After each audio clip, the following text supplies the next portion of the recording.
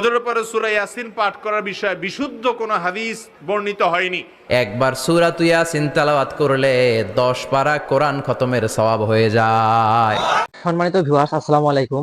আজকে আমরা জানবো সূরা ইয়াসিন ফজরের নামাজের পর পাঠ করলে কি ফজিলত হয়। এই বিষয় নিয়ে আজকে চূড়ান্ত আলোচনা করেছেন দুইজন বক্তা। এই দুইজনের মুখ থেকে আমরা শুনবো সূরা ইয়াসিন ফজরের নামাজের পর পাঠ করলে আমরা কি ফজিলত পাবো। তো চলুন কথা না বাড়িয়ে ভিডিওটি দেখে আসি। প্রশ্ন হলো, অনেক আলেম বলে থাকেন যে এক এক নামাজের পর এক এক সূরা পাঠ করার অনেক ফজিলত আছে, যেমন ফজরের পর সূরা ইয়াসিন, মাগরিবের পর সূরা ওয়াকিয়া, এশার পর সূরা মুলক। এগুলো কি সঠিক? ভাইরা আমার, এর মধ্যে মাগরিবের পরে হোক আর এশার পরে হোক রাত্রে সূরা মুলক পড়ার ফজিলত আছে। আর সে ফজিলত হলো রাতে সূরা মুলক পাঠ করলে, নিয়মিত পাঠ করলে ওই ব্যক্তির কবর আযাব মাফ হবে ইনশাআল্লাহ। এর বাইরে ফজরের পরে সূরা ইয়াসিন পাঠ করার বিষয়ে বিশুদ্ধ কোনো হাদিস বর্ণিত হয়নি। যে সমস্ত বর্ণনা এক্ষেত্রে পাওয়া যায় সূরা ইয়াসিনের কে কেন্দ্র করে, সেগুলো বিশুদ্ধতার মানদণ্ডে উত্তীর্ণ নয়, সহিহ নয়, বরং দাঈফ। আর মাগরিবের পরে সূরা ওয়াকিয়া পাঠ করলে রিজিকের অনটন দূর হয়, এই মর্মে কিছু বর্ণনা পাওয়া যায়। সেগুলো সনদ দিয়েও অনেক মুহাদ্দিসগণ আপত্তি তুলেছেন। প্রতিদিন ফজর সালাতের পর সূরা ইয়াসিন তেলাওয়াতের ফজিলত কি? নাজমুল হুদা মিলন আপনার প্রশ্ন উত্তরে বলবো, প্রতিদিন ফজর সালাতের পর সূরা ইয়াসিন তেলাওয়াতের কোনো ফজিলত বিশুদ্ধ হাদিস দ্বারা বর্ণিত হয়নি। বিভিন্ন হাদিস রয়েছে সূরা ইয়াসিনের ফজিলত সম্পর্কে, তার সবগুলোই। এরপর বক্তব্য দেবেন মিজানুর রহমান আজহারী। তো সূরা ইয়াসিন থেকে আজকে আমরা কথা শুনবো, ইনশাআল্লাহ। পড়েন ইনশাআল্লাহ। এই সূরার অনেক ফজিলত, ছোটবেলা থেকেই সূরা ইয়াসিনের অনেক ফজিলতের কথা আমরা শুনেছি না? বিশ্বনবী বলেছেন, ইন্না লিকুল্লি শাইইন কলবান ওয়া কলবুল কোরআনি সূরাতু ইয়াসিন। সব জিনিসের একটা কলব আছে, হৃদয় আছে, অন্তর আছে, আর কোরআনের কলবের নাম হচ্ছে সূরা ইয়াসিন। বিশ্বনবী বললেন, ইন্না লিকুল্লি শাইইন কলবান, সব জিনিসের একটা কলব আছে। ওয়া ইন্না কলবাল কোরআনি সূরাতু ইয়াসিন, আর কোরআনের কলবের নাম হলো সূরাতু ইয়াসিন। মান ক্বারাআ সূরাতা ইয়াসিন মাররা ওয়াহিদা, একবার সূরাতু ইয়াসিন তেলাওয়াত করলে 10 পারা কোরআন খতমের সওয়াব হয়ে যায়। বিশ্বনবী বলতেন, ইন্না ফিল জাসাদি মুদগা, দেহে একটা গোশতের টুকরা আছে।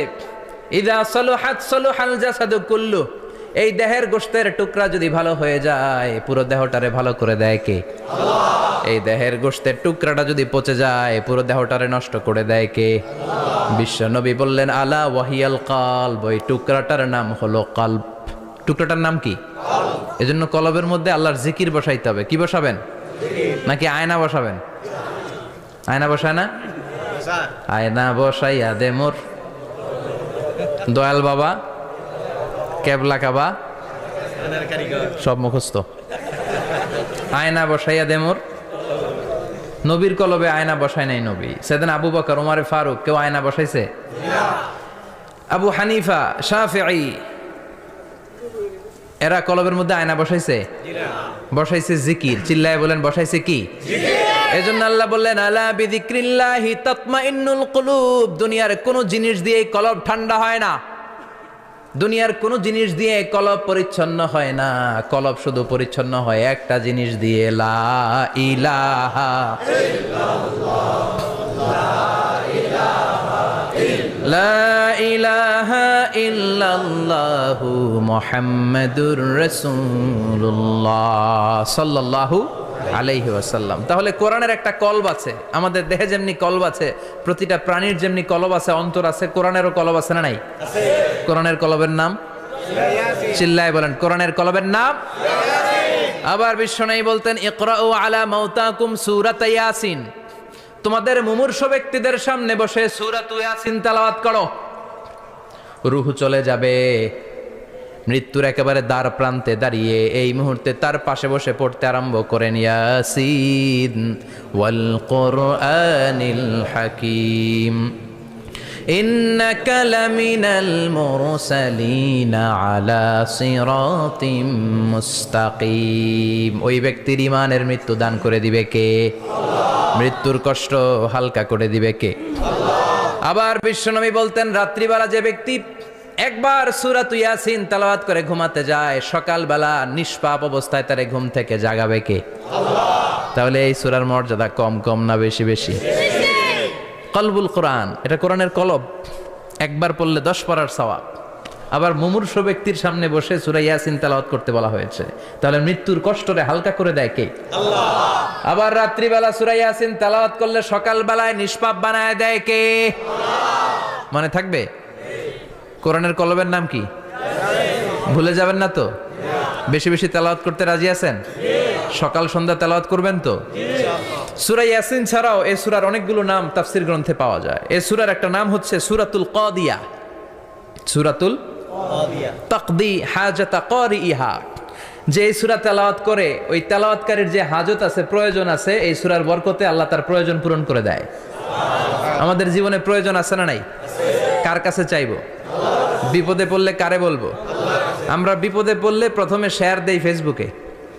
কোথায় শেয়ার? আগে শেয়ার দিব কার কাছে? মনে থাকবে? বিপদে পড়লে ফেসবুকে শেয়ার দিব না, বন্ধুরে শেয়ার করব না, বউয়ের কাছেও পরে শেয়ার করব, আগে শেয়ার করব কার কাছে? মনে থাকবে?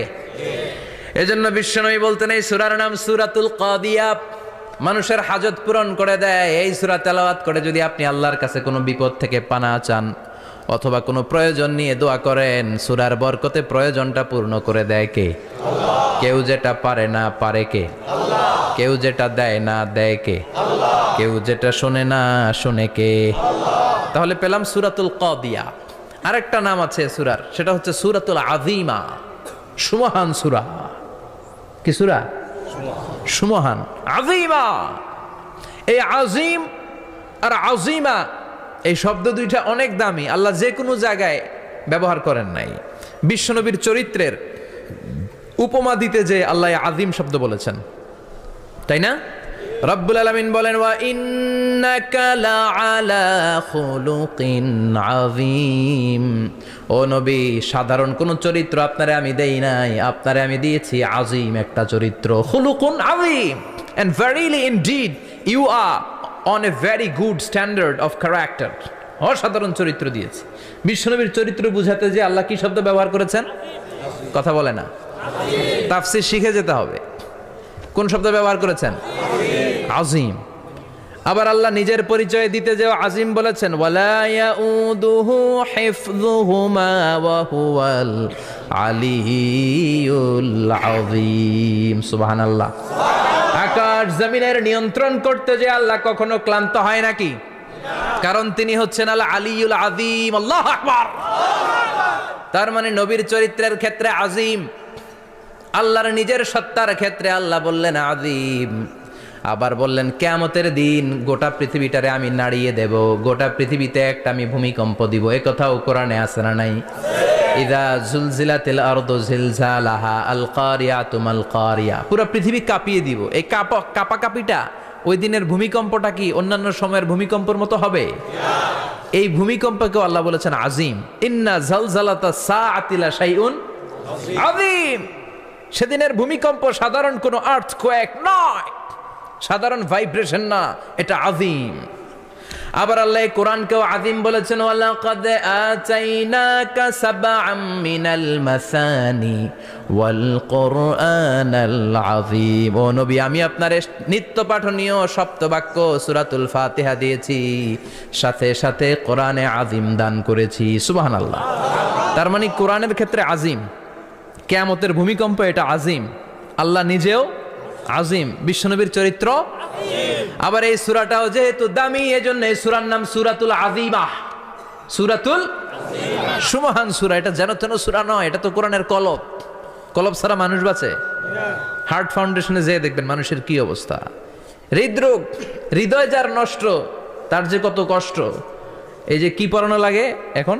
রিং পরায়, এনজিওগ্রাম, এনজিওপ্লাস্টি করে আর্টারি ব্লক করে ফেলে। চর্বি, এত চর্বি আমরা খাই, এত গরুর গোশত আমরা খাই। মনে রাখবেন, যেই প্রাণীর পা বেশি ওইটার ভিতরে কোলেস্টেরল বেশি। মাছের কয় পা? হ্যাঁ, নাই, এখানে নাই, মাছের পাটা নাই, কোলেস্টেরল নাই। মুরগির কয় পা? জোরে বলতে হবে। তার মানে কিছু কোলেস্টেরল আছে না নাই? গরুর কয় পা? কোলেস্টেরল বেশি না কম? এইবার কোন চিংড়ির কয় পা?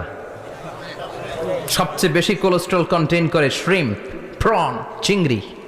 এজন্য এগুলো কম খাইতে হবে।